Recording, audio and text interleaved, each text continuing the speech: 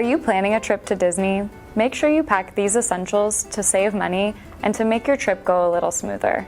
I'm Beth from Team Clark, and I'm going to show you what you'll want to bring to make your trip a little bit more magical. I've gone to Disney with my family and on my own several times, and I have some useful tricks to share with you about packing for your vacation. Let's get started. First of all, you're going to want to bring a comfy, sturdy pair of walking shoes. You're going to be on your feet all day, walking around the parks, standing in those lines, and your shoes are going to be your best friend.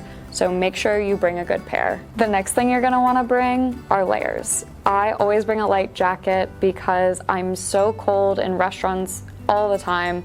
But at Disney, you're also going to have the AC blasting on you in the buses. So even if it's that hot and humid summer, you're definitely going to want to bring a little layer. Just shove it in the bottom of your Disney bag and you'll be good to go. If you know your room will have a mini fridge or a microwave, save money by bringing a cooler with groceries so that you're not dining out for all of your meals. You can also order groceries to your hotel, but keep in mind that you might be charged a fee by the hotel for having them hold on to your items when they're delivered. Even if you don't decide to go all the way with groceries, make sure you bring snacks so that you aren't stopping constantly to wait in a food line when you could be heading to a ride. And if you like souvenirs, buy Disney-themed items before your trip. Most souvenirs will cost you an arm and a leg on Disney property, so go prepared. As a kid, my mom would buy clearance items from the Disney store online and give us a surprise every day of our trip. That was her way of adding a little more magic to our family vacation.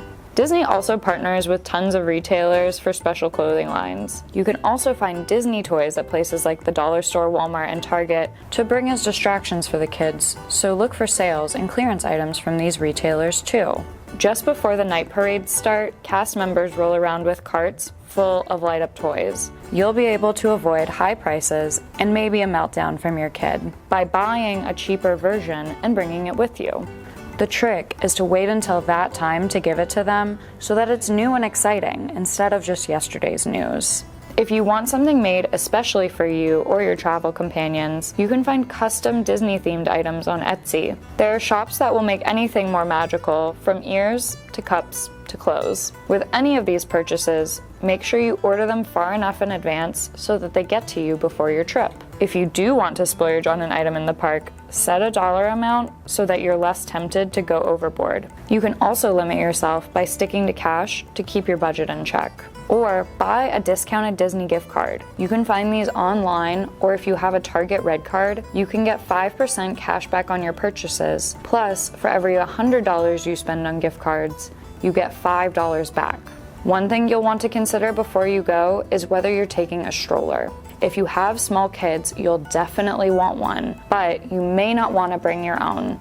Not all strollers are Disney Park approved. One type of stroller that is Disney approved are small umbrella strollers. So if you have one or want to buy one and send it right to your hotel before your trip, you can. But you may be better off renting from a third-party company that has Disney-approved strollers. Third-party companies offer less expensive options than Disney Direct rentals. These services also often have discount codes that make your rental even cheaper. Plus, you cannot take Disney-rented strollers out of the park.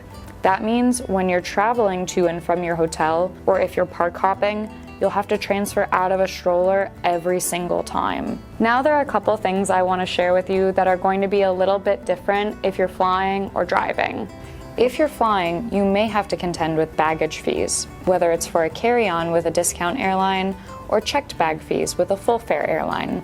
For more info about packing light for a 5-day trip, check out our other video linked below. If you're going to check a bag and have to pay a fee, consider doubling up your items with your travel companion so that you can split the charge and pay less overall. One big tip is to only pack clothes and big liquids in your checked bag because airlines are not liable for lost or stolen luggage. That means you should keep valuables and medicines in your carry-on in case something happens to your other bags. If you're driving, you have more flexibility when it comes to packing, especially if you have a bigger car like a minivan. But driving comes with its own price tag. Other than gas, you're putting wear and tear on your car. You could also break down and get delayed, and you should calculate the cost of parking for the duration of your trip, too. Those are my Disney packing tips, but what are yours? Tell us about it in the description below. Find more ways to save money at Disney and more info for your wallet at clark.com.